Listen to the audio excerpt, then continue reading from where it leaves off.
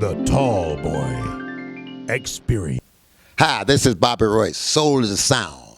The tall boy really gets down in your town. If you take your fingers off this dial, we will cut your fingers off.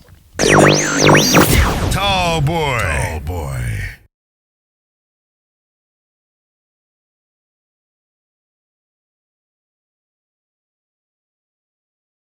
To be around a lot of these artists, the Chuck Berrys, Yeah, yeah, God. the artists, and you now have an audience, fan base where it's not just African Americans. No, not now.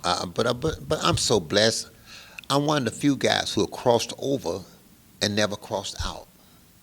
You know, I have the white audience and then crossed out the black audience to do it. So many guys have crossed over but crossed out. I don't think they did it intentionally. They just couldn't wear them two hats. I didn't do it intentionally. I just record what I felt, and I guess I was the kind of actor and the kind of performer that people like both sides defensively. Uh, because I hear guys used to say, I'm going to record like this because I think this is what white people like. I'm going to record like this because I think this is what black people like. But I have to record what I feel or what I know to record and hope everyone like it. It's not a black and white issue with me. It's about the music. I'm blessed to have these both side defense going for me. You're just not being nominated for a Grammy. What was that feeling like? Just Well, to get that phone call. I've been nominated 2 years in a row, but prior of that, I was nominated 7 years ago, I believe it was. This is my third nominated for Grammys, but I've been up for award, I think, 27 times for Blues Awards, 27 times, and I won maybe 12 out of 28 on the Blues Award. But the Grammys, I haven't won a Grammy, but yet I won a Grammy. Here's how I said, here's what I mean when I say I won a Grammy, because just be in the race, you're a winner. Because there's so many great guys in that race.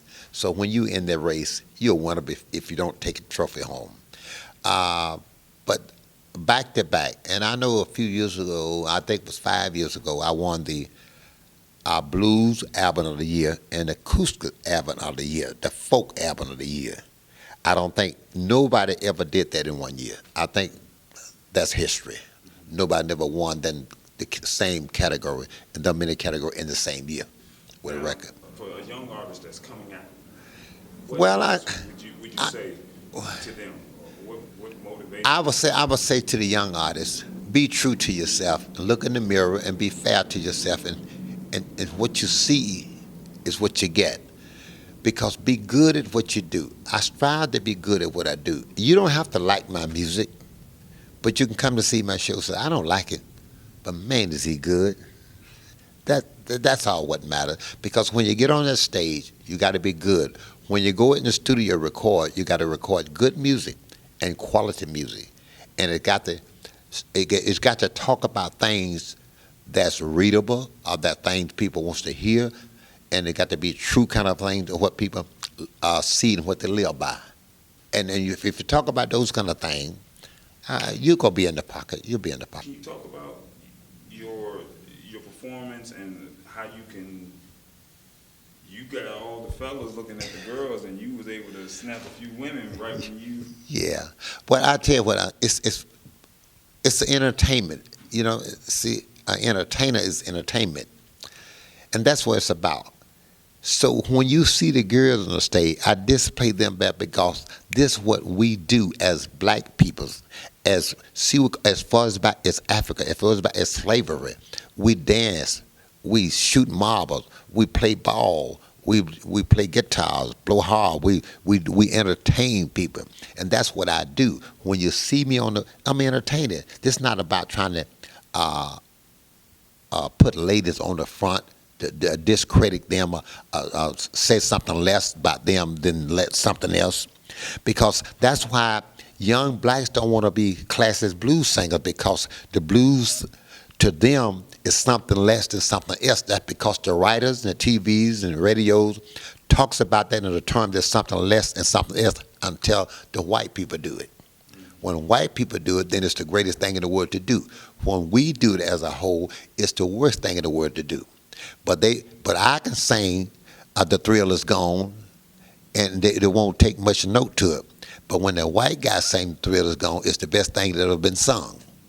You follow me? And that's what that's those are some of the kind of very disturbing kind of thing to me. But then again, we must keep our nose to the ground and do what we need to do to keep people on the front with the blues and keep educating people about where it's come from.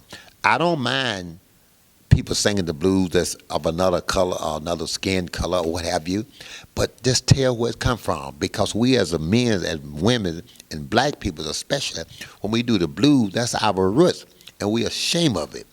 Why be ashamed of why be ashamed of your mother or the root of the tree? You're considered now a pioneer, and I don't know how you feel about that word, pioneer. Your thoughts? I'm just a blues singer. I consider myself a star, a pioneer. But when B.B. King passed after his funeral, there was some thought went to my mind, because someone said, "Well, Bobby Rush, look like you have to keep the torch. You're the only one around now in this category. Myself, Chuck Berry, Fats Domino, Little Richard, Buddy Guy, Taj Mahal, and now a little behind that will be Cap Moe, and a few other guys, and some of the young blues singers are coming along, Dexter Allen, Stevie J, some guys in Jackson, and Grady Champion, Mr. Sip, and plenty of other little guys. Once I say little guy, I'm talking about younger guys coming up to carry the torch on. But but the older guy like myself got to talk good about what we do, so they'd be glad to do it. I won't be ashamed of it. And that's what I'm saying here. That's what I hope and bring to this table, because most of these guys don't want to be blues singers. You follow me? You know, we got the Willie Clayton around. We had the Marvin Cease around. We was doing it. Tyrone Davis around. But most of these guys don't want to be no blues singers. And I heard this from a first-hand say from these guys. They don't want to be blues singers. I don't want to be called a blues singer, they say, because someone told them it was something less than something else. To see where life has started, like you said, from picking cotton to doing the small side gigs. Man. Now we're in post where we have an African American president. Your thoughts?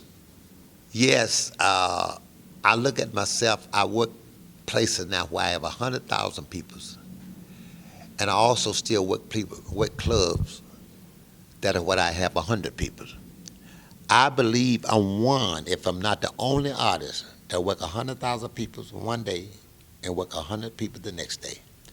I don't know another artist do that. Now, you got some artists work with 100 people. That because they can't work for someone who got 100,000.